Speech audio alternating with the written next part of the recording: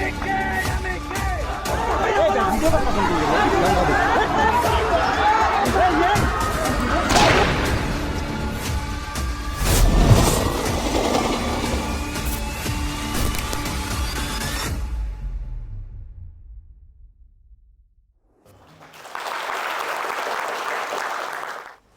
আলাইকুম। আমি মজিদুল ইসলাম জাহিদ, একজন চাষি।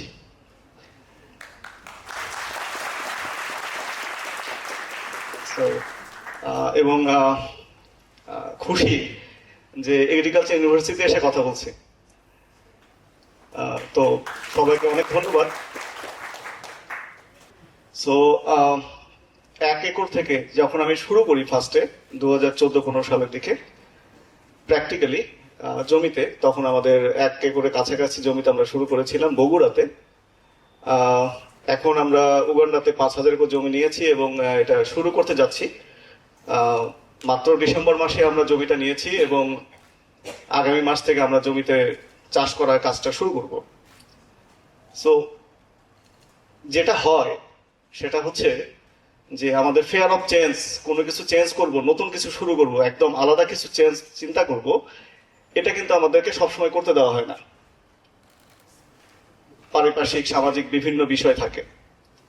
তো আমরা কিন্তু জন্মের শুরুতে একদম যদি বলি যে আমি একজন চ্যাম্পিয়ন, বা আপনারা সবাই যেখানে উপস্থিত আছেন সবাই চ্যাম্পিয়ন।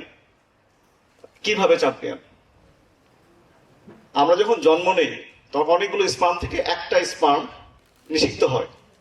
কে? চ্যাম্পিয়ন। বাট দুঃখের বিষয়, চ্যাম্পিয়ন যখন বের হওয়ার পরে চ্যাম্পিয়ন তো খুব খুশি যে আমি দুনিয়াতে চলে আসছি, খুব এক্সাইটেড, সবাই তাকে ওয়েলকাম জানাবে। প্রথম কাজটা কি করা হয়? তাকে একটা থাবড় দেওয়া হয়। Champion confused. ওকে, সবাই অ্যাপ্রিসিয়েট করবে, খুশি হবে, কোথায় তাকে একটা থাবড় দিয়ে দেওয়া হলো, সে কান্না শুরু করলো ফার্স্ট। তারপর সে যখন তাকে হাতে ধরে হাঁটা শেখানো হয় এবং এক্সপেক্ট করা হয় সে খুব ভালো হাঁটবে। কয়েকদিন পরে সে যখন আলমারির উপর থেকে লাফ দেয়, বিছানার উপর থেকে লাফ দেয়, তখন তাকে ধমক দেওয়া হয়, এই এত লাফালাফি করিস কেন? চ্যাম্পিয়ন এগেন কনফিউজড, তাকে বারবার না শুনতে হচ্ছে। সে যখন স্কুলে যায়, নতুন কিছু শিখতে চায়, আলাদা কিছু করতে চায়, দুনিয়াকে দেখতে চায়, টিচার তাকে বলে না, এটা করা যাবে না, big no. Champion again confused. ইউনিভার্সিটিতে ভর্তি হবে, সে হতে চায় ডাক্তার অথবা ফিলোসফার, তাকে বানানো হয় ইঞ্জিনিয়ার। চিন্তা করা যায় যে আয়ুব বাচ্চু হয়ে গেছে একজন অ্যাকাউন্টেন্ট, ব্যাংকে কাজ করতেছে। জেমস স্টেথোস্কোপ লাগায় সে ডাক্তার হয়ে গেছে। চিন্তা করা যায় না। Champion confused. এই যে ছোটবেলা থেকে না না না না শুনে শুনে আমরা আমাদেরকে একদম আটকায় ফেলা হয়। হ্যাঁ, যে এটা করা যাবে না, ওটা করা যাবে না, এই হবে না, ওই করা যাবে না। সো আমরাও ওইভাবে তৈরি হয়ে যাই যে না, আমাদের হয়তো লাইফটা এরকমই হবে, আমরা দুনিয়ার অনেক বড় কিছু হতে পারবো না, আমাদের গন্ডি এটা, আমাদেরকে বিসিএস ক্যাডার হতে হবে, সরকারি চাকরি পেতে হবে, অথবা এই যে একটা একই রকম চিন্তা, এই চিন্তার বাইরে আউট অফ দ্য বক্স চিন্তা করা যে ব্যাপারটা, এটা কখনোই করতে দেওয়া হয় না। Champion confused. এই কনফিউশন থেকে বের হয়ে আসা, নতুন কিছু চিন্তা করা, নতুন কিছু তৈরি করা, এটা করতে গেলে যেটা করা দরকার সেটা হচ্ছে এক্সাম্পল ক্রিয়েট করা দরকার, নতুন নতুন এক্সাম্পল ক্রিয়েট করা। সো আমরা একটা এক্সাম্পল ক্রিয়েট করার চেষ্টা করছি এবং বাংলাদেশের বাইরে গিয়ে কিছু করার চিন্তা। আমরা ছোটবেলায় অনেক স্বপ্ন দেখি। আমি যখন খুব ছোট ছিলাম, গুঁড়ো দুধ চুরি করে খেতে ইচ্ছে করতো এবং চুরি করে খেলে, যেহেতু চ্যাম্পিয়ন, মা দিত ঝাড়ি, এত গুঁড়ো দুধ একবারে খাওয়া যাবে না, পেট খারাপ করবে। তো 2017 সালে একদিন মনে হলো যে টানো 1 প্যাকেট পুরোটা খেয়ে ফেলে দেখি কি হয়। পুরোটা একবারে খেয়ে ফেললাম। হ্যাঁ, খেয়ে ফেলার খুব ভালো লাগলো এবং রাতের বেলা আমি অনেকগুলো ওষুধ সাজায় রাখলাম যে পেট খারাপ হতে পারে। দেখলাম যে না, পেট খারাপ হয় না। হ্যাঁ, পুরোটা খেয়ে ফেলা যায়। যেটা হয় যে আমরা আসলে পৃথিবীতে যে 100% মানুষ আছে, এই 100% মানুষের মধ্যে মাত্র 3% লোক সাকসেসফুল হয়। 90% লোক জানে না যে কি হতে চায়। একটা ক্লাস 8-এর ছেলেকে যদি জিজ্ঞেস করা হয় তুমি ভবিষ্যৎ জীবনে কি হতে চাও, সে বলতে পারবে না, সে জানে না। ডাক্তার এইম ইন লাইফ লিখে দিচ্ছে যে ডাক্তার হতে হবে অথবা ইঞ্জিনিয়ার হতে হবে, সে কনফিউজড, জানে না। Champion again confused. সো এই 90% লোক জানে না লাইফে কি হতে চায়। সে আসলে মক্কার দিকে যেতে চায় না সাংহাইয়ের দিকে যেতে চায়, তার কোনো টার্গেট নাই। এবং আমরা ছোটবেলায় যেটা আমাদের স্বপ্নগুলো লিখে রাখি না, কোন স্বপ্ন, আমাদের লাইফ গোল, আমরা আসলে কি হতে চাই, আসলে কি হতে চাই, এটা কখনোই আমরা লিখে রাখি না। আমার কাছে মনে হয় যেটা স্বপ্ন সবসময় লিখে রাখা উচিত। যেমন 2001 সনে আমি একবার লিখে রাখলাম, মেডিকেলে যেহেতু চান্স পাইনি, অল্পের জন্য মিস হয়ে গেছে, লিখে রাখলাম ওকে, যেহেতু মেডিকেল ডাক্তার হতে পারছি না, তাহলে তার চেয়ে বড় একটা টার্গেট সেট করে ফেলা যাক, একদিন একটা হসপিটালের মালিক হয়ে যাব।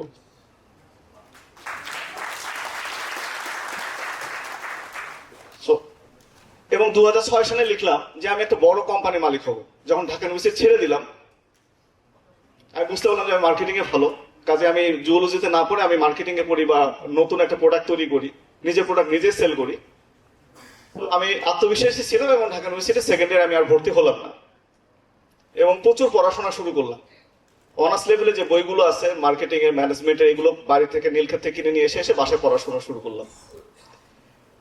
এবং ওই সময় যে প্ল্যানগুলো লিখে রেখেছিলাম, অদ্ভুতভাবে পরবর্তী জীবনে এগুলো মিলে যাওয়া শুরু করলো।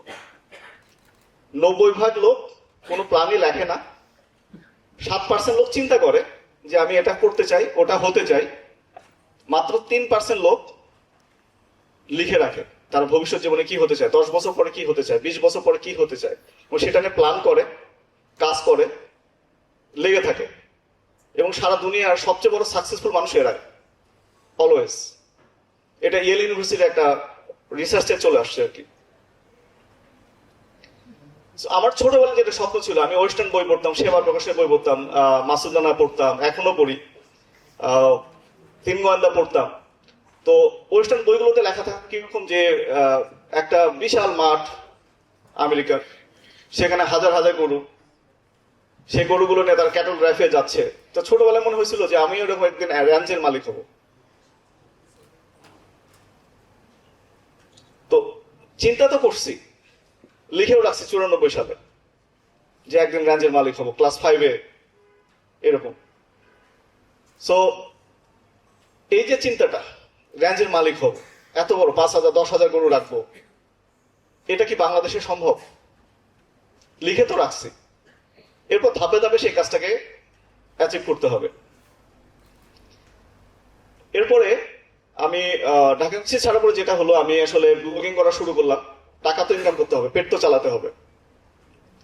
ব্লগিং করা শুরু করলাম, অ্যাডসেন্সে কাজ করা শুরু করলাম। 2007 সাল থেকে আমাদের চেক আসা শুরু করলো। 2011 সালে আমি সফটওয়্যার ফার্ম করলাম, দেন গভর্নমেন্ট প্রজেক্ট করলাম, নন গভর্নমেন্ট অনেকগুলো প্রজেক্ট করলাম। 14 সালে গিয়ে একদিন হঠাৎ করে রিয়েলাইজ করলাম যে আমি যে 9টা বাজে অফিসে যাচ্ছি, 7টা পর্যন্ত অফিসে কাজ করছি, তারপরে আবার রাত 1টা পর্যন্ত ক্লায়েন্ট মিটিং করতে হচ্ছে, আমার লাইফটা কই? আমি আসলে এটা হতে চাচ্ছিলাম কিনা? বড় জোর কি হবে, এইভাবে যদি আমি সাকসেসফুলি হই, তাহলে যেটা হবে, গুলশানে হয়তো আমার একটা বড় একটা অফিস থাকবে, 4-5 জন প্রোগ্রামার কাজ করবে, এবং আমি 9টা থেকে রাত 1টা পর্যন্ত আমাকে কাজ করতে হবে। এই লাইফটা তো আমার না। এবং এই যে অনেকগুলো হাঙ্গরের মধ্যে আমি আরেকটা নতুন আরেকটা হাঙ্গর হয়ে যাচ্ছে, ইম্প্যাক্ট, বা আমার নিজের যেটা, আমি নিজে আসলে কি করতে চাই, এটা কি আসলে করছি কিনা। এই সময়টা আমি পঞ্চগড়ে বেড়াতে যাই। তালহা ভাই নামে আমাদের পাড়াতে এক বড় ভাই ছিল, ওনার চা বাগান ছিল পঞ্চগড়ের আটোয়ারি ধামুরহাট পেয়ারা বাগান নামে একটা জায়গা আছে, ওইখানে ওনার একটা চা বাগান ছিল। ওনার চা বাগানে ঘোড়া ছিল, মানে স্বপ্নের মতো একটা জায়গা। ঘোড়া ছিল, সরাইলের একটা কুকুর ছিল, যাকে যদি বলি যে ওঠ, ওঠে, বস, বসে। এবং সরাইলের কুকুরটার 3টা বউ ছিল। সে খুব খ্যাপা, দেখতে বাংলাদেশি কুকুরদের মতোই। ওর বউয়ের আশেপাশে অন্য কোনো কুকুর আসলে সে তাদেরকে কামড়ে অবস্থা খারাপ করে দেয়, দখল বজায় রাখে। এবং যেহেতু ইন্ডিয়ান বর্ডারের সাথেই বাগানটা ছিল, ইন্ডিয়া থেকে 8-10টা কুকুর আসলেও সে এতটা স্মার্ট ছিল, ওই 8-10টা কুকুরকে সে খেদায় দিত, ওর এলাকার মধ্যে আসা যাবে না। তো 4 দিন রাত ওই লিটু ওর নাম, লিটুকে নিয়ে খরগোশ শিকারে বেরোইছি। সে পেছনে থাকে, ওর বউ থাকে সামনে, দুজন পাহাড়ে দিয়ে আমাকে নিয়ে যাচ্ছে। হঠাৎ করে রিয়েলাইজ করলাম যে এই যে ইন্টারনেট ছাড়া একটা জায়গা, বিদ্যুৎ ছাড়া একটা জায়গা, এরকম একটা জীবন, সবুজ এইরকম একটা জায়গাতে যে জীবন কাটানো যায়, তাহলে আমি আসলে শ্যামলীতে আমার অফিসে কি করছি। এরপর ঢাকায় ফিরলাম এবং আমার সফটওয়্যার ফার্ম ক্লোজ করে দিলাম এবং প্ল্যান করলাম যে আমার একটা চা বাগান করতে হবে। কি চা বাগান, সাথে কিছু কৃষি কাজ করতে হবে। আর যেহেতু অনলাইন ছিল, অনলাইনে যে টুকটাক কাজ করি সেটা তো করাই যাচ্ছে। তো আমি বগুড়াতে ব্যাক করলাম এবং বগুড়াতে ব্যাক করার পরে ছোট ছোট কিছু কাজ করা শুরু করলাম। যেমন এটা হচ্ছে 2017 সালে। আমি তখন জার্মান একটা কোম্পানিতে আউটসোর্সিং করতাম, সপ্তাহে 25 ঘন্টা কাজ করতে হয় এবং $800 মতো পাই। তো গ্রামে থাকি, এটা যথেষ্ট ছিল। সো আমি আমার ল্যাপটপ নিয়ে মাঠে চলে যেতাম। মাঠের পিছনে দুটো ছাগল, একটার নাম রানী, কালোটার নাম রানী, আর সামনে যেটা ওর নাম টুসি। হ্যাঁ, তো 8-10টা ছাগল পালা শুরু করলাম। টুসি খুব লক্ষ্মী ছিল আর কি। আমি ওকে বিক্রি করে দেওয়ার পরেও, করোনার ভিতরে 1 বছর পরে ওকে যখন ওর জন্য বিরিয়ানি নিয়ে গেছি, মানে কাঁঠাল পাতা নিয়ে গেছি গিফট, ওকে যখন ডাকছে চলে আসছে, চিনতে পারছে আমাকে। টুসি এখন কেরানীগঞ্জে আছে। ওকে, ছাগল যখন পালা শুরু করলাম, এটা কারণটা ছিল আসলে গ্রামে যখন গেলাম, ঢাকার ব্যস্ত লাইফ থেকে যখন আমি গ্রামে গেছি, ওখানকার যে একটা বড় চ্যালেঞ্জ ছিল, একটা পুরোপুরি চেঞ্জ করে ফেলা, শিফট করে ফেলা প্ল্যান। কারোর সাথে মিশতে পারতাম না, গ্রামে কেউ ক্রিয়েটিভ না। আমার চাচাতো ভাইকে যদি বলি যে আপনি তরমুজ বাদ দিয়ে রকমেলন চাষ করেন, 2 লাখ টাকা বেশি ইনকাম করতে পারবেন, উনি আমাদেরকে বলে যে 2 দিনের বাচ্চাই আসছে আমাকে কৃষিকাজ শিখাতে, আমি সারা জীবন ধরে কৃষিকাজ করতেছি। আমি দেখলাম যে কৃষকরা খুবই রক্ষণশীল, তাদেরকে কিছু শেখাতে গেলে তারা শিখবে না। তাহলে কি করতে হবে? এক্সাম্পল ক্রিয়েট করে দেখাতে হবে যে হ্যাঁ করা যায়। যখন আমি আর্ন করবো তখন সে দেখবে। সো ছাগল তো ছিল, সাথে ধান চাষ করতেছি এবং ব্রোকলি করছি, কিছু সবজি চাষ করছি, সেগুলো ঢাকায় নিয়ে গিয়ে হোম ডেলিভারি করছি। সো একটা প্ল্যানের মধ্যে ছিলাম এবং R&D চলছিল আর কি। এবং এই সময়টায় আমি জমি খোঁজা শুরু করি। জমি খোঁজা বলতে, যখন আমি চা বাগান করবো তাহলে তো আমার জমি লাগবে, পকেটে টাকা ছিল না যথেষ্ট করার মতো। এটা একটা প্রবলেম, মিডল ক্লাস আমাদের সবারই এই ধরনের একটা প্রবলেম আছে যে আমাদের অনেক প্ল্যান করি কিন্তু আমাদের হাতে টাকা থাকে না। কমন প্রবলেম, আমার কাছেও ছিল না।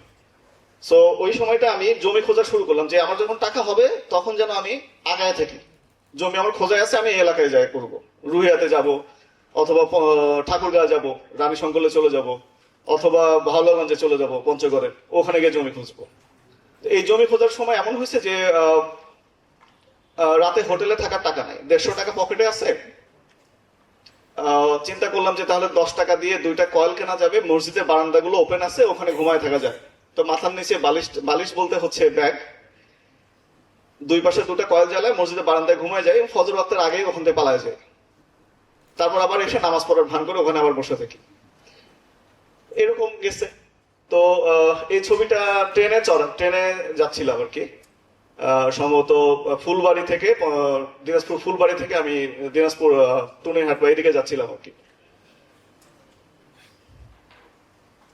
ওই সময়টায় যখন প্ল্যান করলাম 2016 সালের দিকে যে আমি আসলে র্যান্স করব, এরকম বাগান করব, কিভাবে করব এটা আসলে বুঝে উঠতে পারছিলাম না। ওই সময়টা যেহেতু আমি আউটসোর্সিং করতাম বা অনলাইনে রিমোট জব করতাম, কিছু ওয়েবসাইট দেখলাম। একটা হচ্ছে কিক স্টার্টার, এটা আমেরিকান একটা ওয়েবসাইট। এখানে কোনো প্রজেক্ট, আপনার যদি কোনো প্রজেক্ট প্ল্যান জমা দেন, কারো যদি ভালো লাগে সে আপনাকে ফান্ড দেবে। অর্থাৎ একটা প্রোডাক্ট তৈরি করলাম, ডেমো তৈরি করলাম, এরকম একটা প্রোডাক্ট তৈরি করলাম, এটা আমি ওখানে ফিচার করব, এটা তৈরি করতে হয়তো $1 লাখ লাগবে। কেউ কেউ এসে আমাকে ডোনেট করবে, কেউ কেউ বলবে যে ঠিক আছে আমি প্রি অর্ডার দিয়ে রাখলাম, যখন তৈরি করবা তখন আমাকে পাঠিয়ে দিবা। কিক স্টার্টার এইভাবে কাজ করে। গো ফান্ড মি, এটা পুরোপুরি ডোনেশন টাইপ। এই দুটো ওয়েবসাইট দেখলাম, খুব উৎসাহ লাগলো। ওদের ওয়েবসাইট গুলো ভালোভাবে দেখলাম, আমারটা জমা দিব, আমার প্রজেক্ট আমি জমা দিব, এটা করতে চাই। সব সুন্দর করে সাজা যখন আপলোড করতে গেলাম তখন দেখলাম যে আনফরচুনেটলি আমি বাংলাদেশি এবং বাংলাদেশিদের জন্য ওইখানে কোনো অ্যাপ্লাই গ্রহণ করা হয় না। আরেকটা ওয়েবসাইট ওই সময় দেখছিলাম 2014 সালের পর থেকে, লাইভ স্টক ওয়েলথ, এটা সাউথ আফ্রিকান একটা স্টার্ট আপ। ওরা বিগ ফান্ড পাইছে, মেনে অ্যারাবিক $60 মিলিয়ন ফান্ড পাইছে রিসেন্ট বছর দুয়েক আগে। লাইভ স্টক ওয়েলথের ব্যাপারটা ছিল কিরকম, যে ওখানে লোকজন গরু কিনে দিত, ওরা পালতো এবং পরে ওরা প্রফিট শেয়ার করতো। এই প্ল্যানটা আমার মনে ধরে যে হ্যাঁ, এটা তো পসিবল। আমাদের গ্রাম বাংলায় যেটা আগে থেকে প্রচলিত ছিল যে গরিব আত্মীয় বা মানে পাড়াতো কাউকে একটা গরু কিনে দিই, সারা বছর সে গরু পালবে, বর্গা বা এটাকে বাগি বলে অনেক এলাকায়, কোনো এলাকায় বর্গা বলে, এটাকে ডিজিটালাইজ করলেই তো হয়। এরপরে এই চিন্তা তো করলাম 2017 সালে শেষের দিকে, 18 সালের দিকে আমি প্রজেক্ট বর্গার লোগো বানালাম, ফ্রেশি ফার্মের লোগো বানালাম 2018 সালে। এবং 2018 সালে করার পরে কনফিডেন্ট ছিলাম না যে আসলে আমি বললে মানুষজন টাকা দেবে, ক্রাউড ফান্ডিং কেন দেবে, আমাকে দেখে বিশ্বাস করে কেন দেবে, কনফিডেন্ট ছিলাম না। এরপরে করোনা চলে আসলো, একটা গ্যাপ গেল, এবং করোনা চলে আসার পরে, করোনার পরে 2021 ডিসেম্বরে নভেম্বরে গিয়ে আমি জমি পেলাম, কিন্তু সেটা পঞ্চগড়ে না হয়ে গেল Naogaon. Allah is the best planner always. এই জমিটা আমি যখন পাইছি, এটা আমি কাউকে চিনতাম না। আমি ওইদিকে একবার একজন নিয়ে গেল, তার 3 দিন পর আবার ওই এলাকায় গেলাম যে অনেক ফাঁকা এলাকা, এখানে জমি পাওয়া যেতে পারে, এবং নভেম্বর মাসে কাকতালীয় ভাবে এই জমিটা পেয়ে গেলাম। এটার চেহারা এখন দেখলে কেউ চিনতে পারবে না। এই যে প্রজেক্ট বর্গার পিছনে যে ব্যাকগ্রাউন্ডে যে ছবি দেখা যাচ্ছে, এটা হচ্ছে ওই জমিটার ছবি, ওই পজিশনেই ধান ক্ষেত ছিল, এখন এটা আম বাগান, পিছনে একটা ঘর। এবং আমরা আরেকটা প্ল্যান করলাম যে আমরা বাগানও করব, ফল বাগান করব, সেটা আম বাগান এখন আছে আমাদের। জমি এখন একটু বাড়তি আছে, 35 একর। এখানে আম আছে আমাদের 16,000-এর মতো আম গাছ। তারপরে এই জন্য আসলে আমাদের ভিজিটিং কার্ড আমের ব্যাপারে, নিজে ডিজাইনার, সো ডিজাইনটা নিজে করতে পারছি। এবং যখন টাকা ছিল না, কিন্তু আগে যে স্কিলগুলো ছিল, জ্ঞান কখনো বৃথা যায় না, এই যে স্কিলগুলো ছিল, এই স্কিলগুলো, এই যে লোগো বা এগুলো আমি নিজে ডিজাইন করতে পারছি, আরেকজনকে হায়ার করে টাকা দিতে হয় না, কারণ ওই টাকাও ছিল না আমার কাছে।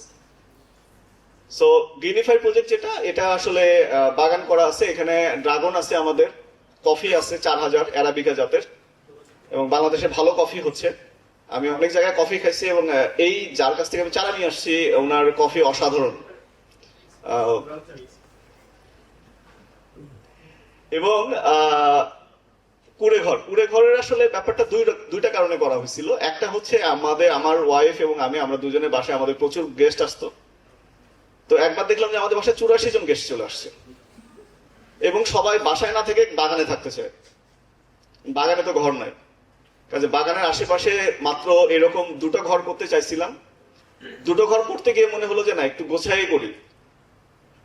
এবং এমন এলাকায় করছি যে এলাকার আশেপাশে 3টা থানাতে কোনো বোর্ডিংও নাই, কোনো হোটেল নাই, একেবারে টুরিজম স্পট না। এবং করার সময় আমি চিন্তা করলাম যে কম খরচে কি করা যায়। এখানে যদি আমরা ইট দিয়ে করতাম তাহলে কেউ আসতো না, এটা মাটির ঘর, ছনের ছাউনি, এবং আমরা এখন এখানে জায়গা দিতে পারি না।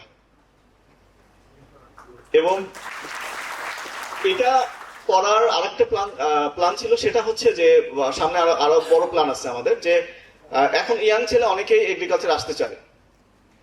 যারা এগ্রিকালচার আসতে চায় তারা সরাসরি নিজে ইনভেস্ট না করার আগে কিছু প্র্যাকটিক্যাল এক্সপিরিয়েন্স নিয়ে করা ভালো, লসটাকে ঠেকানোর জন্য। সো কেউ যদি গরু খামার করতে চায়, আমাদের ওখানে গিয়ে 15 দিন গোবর সাফ করলে ভালো হয়। গোবর সাফ করা মনে হতে পারে গরু পালা খুব রোমান্টিক, নাদুস সুদুস গরু, কিন্তু গরু যখন পায়ের উপর পাড়া দেবে এবং নোখটা উঠায় ফেলবে, অথবা দেখা যাবে যে দুপুরবেলা বৈশাখ মাস আপনি গরু কিনতে গেছেন, চড়া রোদ, এবং এই চড়া রোদের মধ্যে আমার মতো যদি চুল না থাকে মাথার মাঝখানে, তাহলে অবস্থা খারাপ। এবং এটা মোটেই রোমান্টিক কিছু না, প্রচন্ড পরিশ্রমের কাজ। এগুলো প্র্যাকটিস করে দেন আসলে নামা উচিত। এবং আমাদের কুড়ে ঘর খুবই সস্তা আমরা রাখছি, যেন হচ্ছে যেমন আমাদের সাথে একটা বড় এনজিও আমাদের সাথে কোলাবোরেশন করতে চাইছিল, এবং তারা রুম ভাড়া বলতে চাইছিল 4000 থেকে 5000 রাখতে হবে। তো আমরা চিন্তা করছি যারা 4,000 থেকে 5,000 টাকা ভাড়া দেবে তারা আসবে, লাক্সারি খুঁজবে, চলে যাবে, এরপর আর কোনোদিন আমবাগান নিজে করবে না। কিন্তু আমরা চাই যারা নিজেরা প্রজেক্ট করতে চায় তারা যেন আমাদের এখানে আসে। তো যার 4,000 টাকা এক দিনে বা এক রাতে খরচ করার সামর্থ্য আছে সে বাগান করবে না। যারা বাগান করবে তাদের হাতে টাকা কম, বা যারা কৃষি কাজ করবে তাদের হাতে টাকা কম, তাহলে আমরা প্রাইসটা অনেক কমায় দিই। তো আমাদের এখন মনে হয় 350 টাকা পার নাইট এরকম। চাইলে এই রুমগুলো 1500 টাকা দেওয়া যায়, কিন্তু আসলে এটা লজিক্যাল না। এখন আমাদের যেটা আমাদের ঢাকা বনশ্রীতে শপ আছে, ফিজিক্যাল শপ। মোহাম্মদপুরে আমাদের মনে হয় 25 তারিখে আমরা আরেকটা শপ ওপেন করতে পারবো। ফটিকছড়িতে 40 একর আরেকটা জমি নেওয়া হয়েছে। কুলাউড়াতে আমরা পুরে ঘরের মতো আরেকটা সস্তা রিসোর্ট করতে চাই, জায়গা নেওয়া হয়েছে 10 একর, এবং উগান্ডাতে 5,000 একর।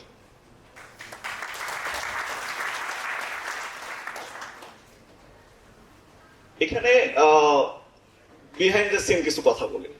ঢাকা ইউনিভার্সিটি ছেড়ে দেওয়ার পরে আমাদের আত্মীয় স্বজনের ধারণা হলো যে এ শেষ, মূর্খ, পড়াশোনা শেষ। এর একবার শুনলাম যে আমি নাকি মদ খাই বা নেশা করি, এই কারণে আমাকে বের করে দেওয়া হয়েছে। আর একবার আমার কাছে মানে খুব জঘন্য কিছু অভিযোগও আসলো। হ্যাঁ, তো যেটা যেটা আমি করি না সেগুলো শুনলাম যে আমার নামে আর কি। সো ফ্যামিলিতে খুবই আদরে ছিলাম, হয়ে গেলাম হচ্ছে সবচেয়ে ট্রল করা। ট্রল শব্দটা তখন আসে নাই আর কি, এখন আসছে। তো জেদ থাকে না যে একটা কিছু করতে হবে, আইডেন্টিটি ক্রাইস আমাদের সবারই মধ্যেই থাকে। তো আসলে আমাদেরকে যারা সমালোচনা করে আত্মীয় স্বজনের মধ্যে, তারা হয়তো অনেকে আমাদেরকে ভালোবাসে, অনেকে একটু হিংসাও করে। সো যেদিকে যাক না কেন, success is the best revenge. So এই কথাটা আমার খুবই প্রিয়, do what they think you can't do. এটাই করেন যেটা ওরা চিন্তা করতে পারে না। সো এই জন্য আমাদের আসলে আফ্রিকান ড্রিমস। আমাদের আফ্রিকার প্রজেক্টের নাম আফ্রিকান ড্রিমস। এটার ডোমেইন নেম theafricandreams.com। ফরচুনেটলি আমরা কিভাবে যেন আল্লাহ মিলাই দিয়েছি, এত ভালো একটা ডোমেইন যে আমরা পাবো এটা আসলে আশাতীত, কিন্তু আমরা পেয়ে গেছি। সো আমার ব্যাকগ্রাউন্ডে যে জমিটা দেখা যাচ্ছে এটা হচ্ছে ওই 5,000 একর, যার মধ্যে আমি মাঝে মাঝে গেলে হারায় যাই, কোন দিকে যাবো বুঝতে পারি না। দুপুরবেলা গেলে খুব বিপদ, মাঝখানে গেলে কোন দিকে যাবো এটা বোঝা যায় না, চারদিকে একই রকম লাগে। একটা গল্প বলার লোভ সামলাতে পারছি না। সেটা হচ্ছে একজন আমেরিকান মহিলা জাপানিজ একটা লোককে বিয়ে করছে। বিয়ে করার 6 মাস পর মনে হয়েছে আমি একটু জাপান দেখে আসি। টোকিও এয়ারপোর্টে এসে নামছে, ইমিগ্রেশন পার হওয়ার সময় স্বামীকে হারায় ফেলছে। এখন সে চারদিকে তাকায়, খুবই কনফিউজড, বুক চাপড়ায় আর কান্দে। অল মেন আর সেম, অল মেন আর সেম। 5,000 একর জমি মানে হচ্ছে 20 বর্গ কিলোমিটার। এর মাঝখানে গেলে চারদিকে তাকায় যে সব চারদিকে হচ্ছে 4 ফিট থেকে 5 ফিট ঘাস, এবং একই রকম লাগে দেখতে, খুব মুশকিল। এটা হচ্ছে আমাদের ফার্স্ট মিটিং ছিল ওই জমিটা নেয়ার। পিছনে একজন মিশরীয়, বাকিরা হচ্ছে লোকাল 6টা ক্লানের লিডার। এটা হচ্ছে আমাদের জমি থেকে সবচেয়ে কাছের যে বসতি, সেটা 1.5 কিলোমিটার দূরে। এবং এই ঘরগুলো একদম ট্র্যাডিশনাল ঘর। এবার গিয়ে এরকম একটা ঘর আমরা শুরু করবো কাজ করা। কোশ্চেন যেটা আসে যে আফ্রিকা কেন? আফ্রিকা শুনলে তো আমাদের মনের মধ্যে ভয় আসে, ডাকাতি হয়, গোলাগুলি হয়। এগুলো সত্য। ডাকাতি, রেসিজম সাউথ আফ্রিকা, জিম্বাবুয়ে, মোজাম্বিকে রিসেন্ট হলো। গোলাগুলি করবে, মেরে ফেলবে, এটা কঙ্গোর ওইদিকে হয়। বাট পূর্ব আফ্রিকার কিছু দেশ এগুলো খুবই সেফ। যদি ওয়ার্ল্ড র্যাঙ্কিং এ দেখেন, রুয়ান্ডা, উগান্ডার পাশের দেশ, পৃথিবীর 6ষ্ঠ সেফেস্ট কান্ট্রি টুরিস্টদের জন্য। বিজনেস র্যাঙ্কিং 37তম দেশ, আমরা 167তম বাংলাদেশ। আমাদের পরে সিরিয়া আছে, আফগানিস্তান আমাদের আগে চলে গেছে, এবং উগান্ডা 116। মানে ওরা অনেক আগায় গেছে আমাদের তুলনায়। আফ্রিকা আসলে কাজ করার কারণ হচ্ছে আফ্রিকা ইজ দ্য ফিউচার। এখন থেকে যদি 50 বছর বা 60 বছর পরের কথা চিন্তা করি, তাহলে ইউরোপ প্রায় নিশ্চিহ্ন হওয়ার উপক্রম হবে। কি কারণে? ওদের সামাজিক অবক্ষয়, পরিবারতন্ত্র ভেঙে ফেলা এবং বার্থ রেট খুবই খারাপ অবস্থা। বাংলাদেশে বার্থ রেট 1.8, একটা মেয়ে বাংলাদেশে 1.8 বাচ্চা জন্ম দেয়। চায়না 0.8। উগান্ডার একটা মহিলা 6টা বাচ্চা জন্ম দেয় গড়ে।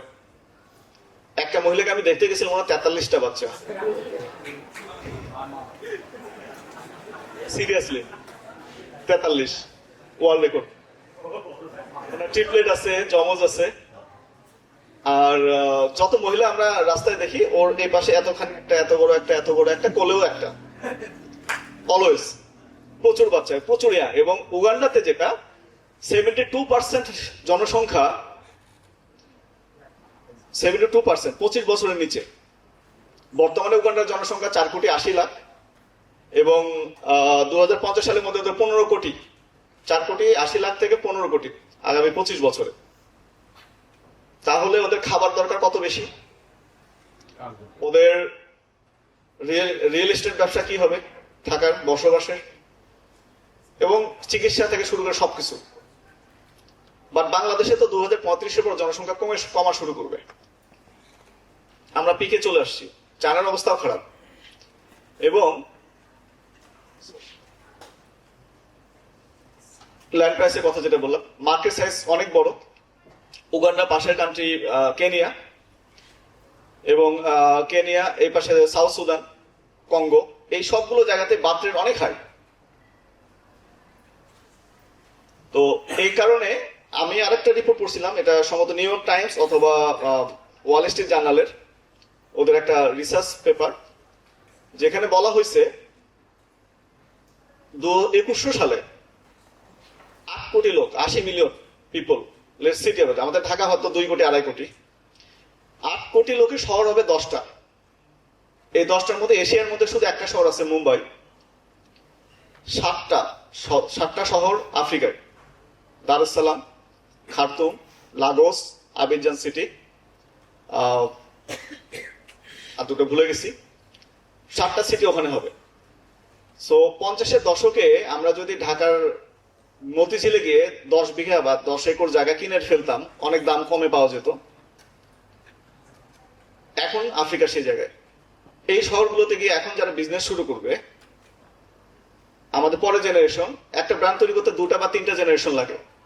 সো আমরা যেটা শুরু করে দিয়ে যাব, সেটা আমাদের পরের জেনারেশন, তারপরের জেনারেশন অনেক ভালোভাবে এনজয় করবে। এবং মুখে মুখে একটা হিসাব দেই, যেমন এটা হচ্ছে আমাদের ড্রাগন ফল, বাজারে মে মাস থেকে পাওয়া যাবে। গত বছর আমরা সেল করছি।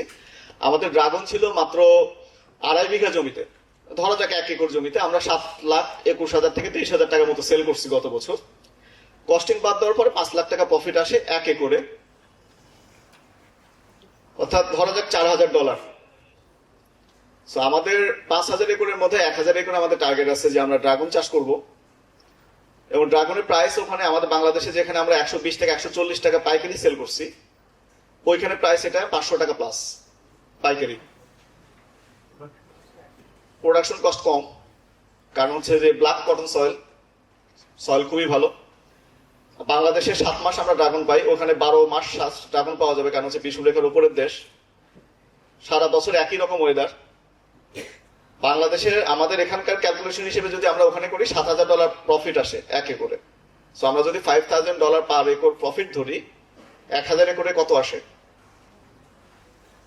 5 মিলিয়ন, 60 কোটি টাকা।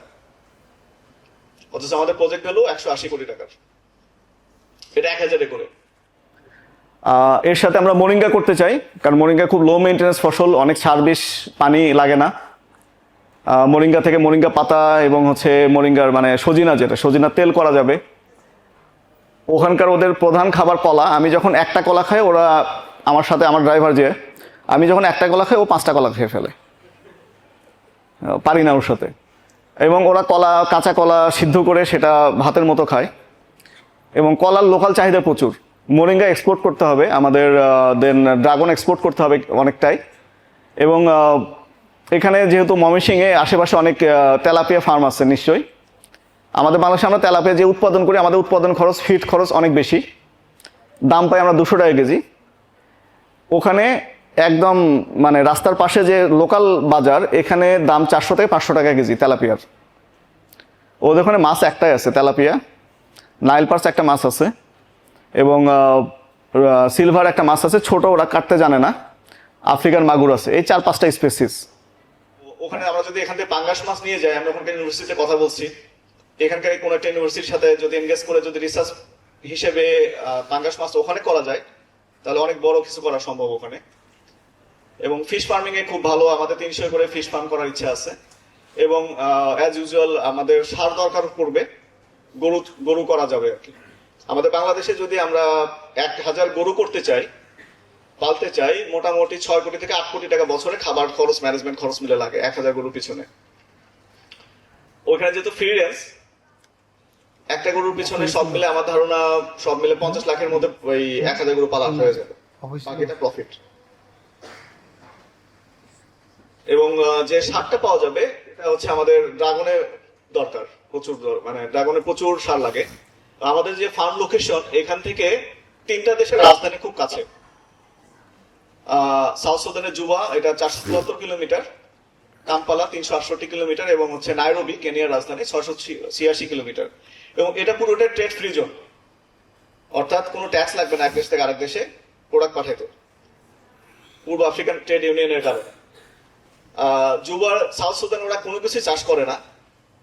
ওদের ধারণা যে চাষবাস হচ্ছে ছোট লোকের কাজ, গরু পালা হচ্ছে জমিদারের কাজ। সো ওরা সবাই জমিদার, ওদের যা কিছু লাগে সব ওরা উগান্ডা থেকে ইম্পোর্ট করে, এবং প্রাইস অনেক হাই।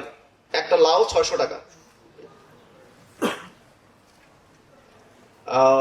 এবং এনতেবে যেটা 368 কিলোমিটার, এটা তো সরি কাম্পালা, এদিকে 3টে শহরে কভার করা যাবে ওই প্লেস থেকে। এটা আমাদের ফার্ম লোকেশন। তো এটা আমাদের কোম্পানি নিয়ে কথা বললাম। এখন এক ছবির কথা আমি দেখাই। এই ছবিটা তো আমরা সবাই দেখছি না, সোমালিয়ার। ছবি দেখার পর কেমন লাগে? আমাদের মনে হয় যে কি কষ্ট বা খারাপ লাগে একটু। তো এই খারাপ লাগাটা কি শুধু যথেষ্ট, নাকি আসলে আরেকটু কিছু করতে পারলে ভালো হয়, তাদের জন্য কিছু করা যায় কিনা? অর্থাৎ ওরা অনেক পিছিয়ে আছে, ওদেরকে অনেক কিছু আমাদের দেয়ার মতো আছে, আমরা নলেজে অনেক কিছুতে আগায় আছি। আমরা শুধু এটা দেখবো নাকি তাদের জন্য কিছু কাজও করব? এই যে জুলাইতে অনেক ছেলে হেসে হেসে জীবন দিয়ে দিল, এটা কি আসলে জীবনের মানে পারপাস অফ লাইফ, একটা মানুষের জীবনের উদ্দেশ্য? এটা খুব ইম্পর্টেন্ট একটা ব্যাপার। Purpose of life is more important than life. সে জীবন দিয়ে দিচ্ছে, দেশের জন্য জীবন দিয়ে দিচ্ছে, মানুষের জন্য জীবন দিয়ে দিচ্ছে। এবং এই যে ফাইট ফর ম্যানকাইন্ড, এই ছবিটা আমরা দেখি শুধু যে বাচ্চাটা কখন মারা যাবে, এরপরে ওই শকুনটা তাকে খেতে আসবে, এই জন্য সে শকুনটা ওয়েট করতেছে। বাট আমরা যদি ওইখানে যাই, ওদের জন্য জব ক্রিয়েট করি, আমাদের প্রজেক্ট ভ্যালু যেটা, এই প্রজেক্ট ভ্যালু দিয়ে আমরা কি আমেরিকাতে গিয়ে কাজ করতে পারি না? নিয়ার অ্যাবাউট 200 কোটি টাকা।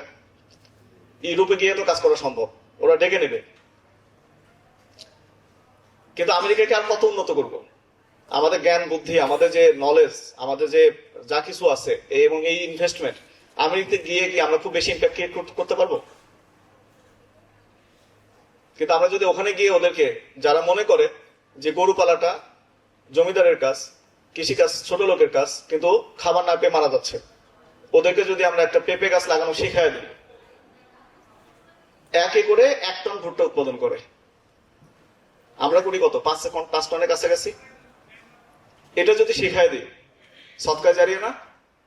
যতদিন ওরা এটা করবে, বিজনেস তো হবেই, খুব ভালো বিজনেস হবে, একই সাথে সদকা জারির একটা ব্যবস্থা হয়ে গেল।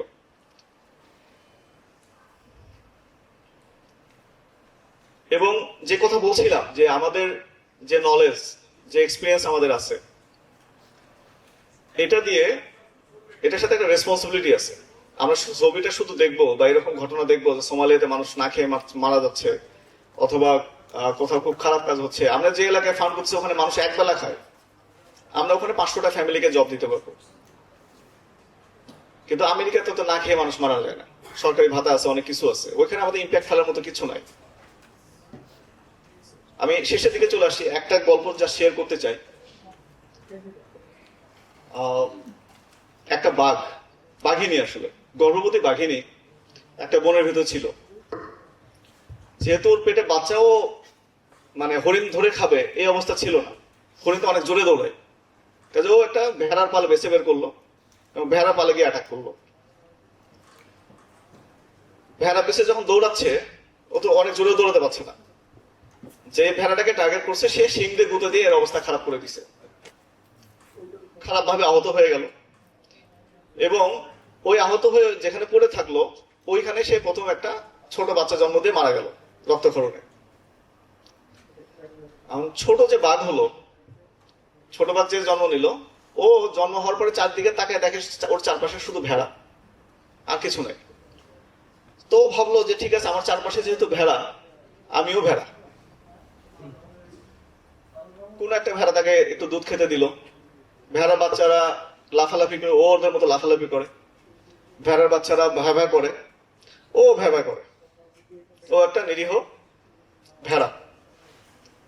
তো দিন যায়, বছর যায়, আস্তে আস্তে বড় হয়। স্বাস্থ্য অত বাড়ে না, কিন্তু সাইজে বড় হতে থাকে।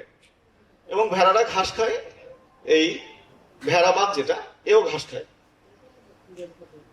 এই সময় বড় একটা যুবক বাঘ, অন্য একটা বাঘ, এই ভেড়ার পালে অ্যাটাক করে।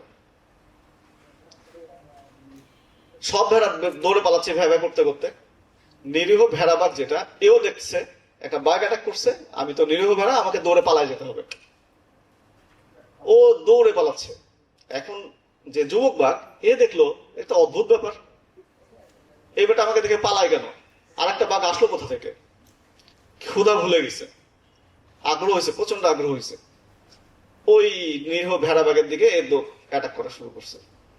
যেহেতু ঘাস খাওয়া বাঘ, শক্তি কম, জোরে দৌড়াতে পারে না, এ কি করলো, একটু পরে হেরে গেল, বসে পড়ছে। যুবক বাঘ এসে থাবা উঠে জিজ্ঞেস করতেছে, এই বেটা তুই পালাস কেন?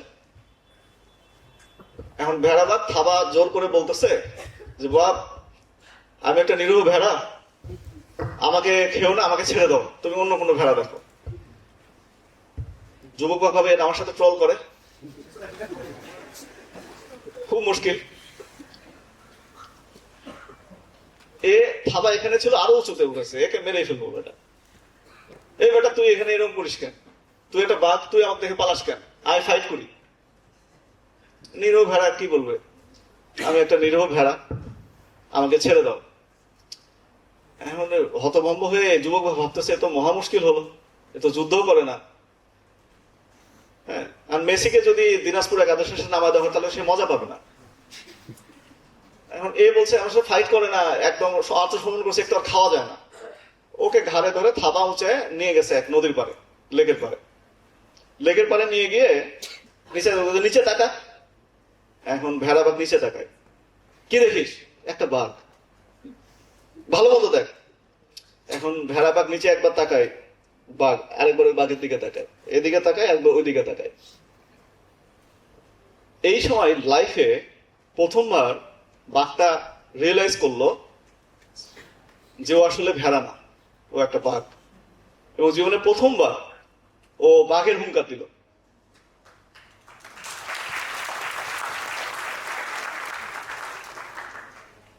ফ্যাক্ট হচ্ছে আমরা সবাই চ্যাম্পিয়ন। আমাদের প্রত্যেকের মধ্যে স্পেশাল কিছু আছে। কেউ হয়তো ম্যানেজমেন্টে ভালো হবে, কেউ হয়তো মার্কেটিং এ ভালো হবে, কেউ হয়তো মানুষকে ইন্সপায়ার করার জন্য হবে, কেউ হয়তো বড় ব্যবসায়ী হবে, কিন্তু প্রত্যেকে স্পেশাল। তো আমাদের আশেপাশে এই যেরকম যখন সব আমাদের যে আউট বক্সের মধ্যে যে চিন্তা ভাবনা, লুজারদের চিন্তা ভাবনা, এটা করা যাবে না, ওটা করা যাবে না, এই করা যাবে না, এই যে বক্সের মধ্যে ফেয়ার অফ চেঞ্জ, একটা চেঞ্জের মধ্যে আমাদেরকে চেঞ্জ করার দিকে বাধা দেওয়া হয়, এটা করা যাবে না, ওটা করা যাবে না। এই যে বাধাগুলো দেওয়া হচ্ছে, আমরা যে নিজের শক্তিটাকে বুঝি, সক্রেটিস যে বলছিল নো দাই সেলফ, নিজেকে জানো, নিজের পাওয়ারটাকে অনুভব করেন। আমরা যে চ্যাম্পিয়ন, আমরা যে বাঘের মতো আমাদের ভেতরে কিছু আছে, এটা যদি আমরা বুঝতে পারি এবং সেটাকে যদি কাজে লাগাই, এভরিথিং ইজ পসিবল।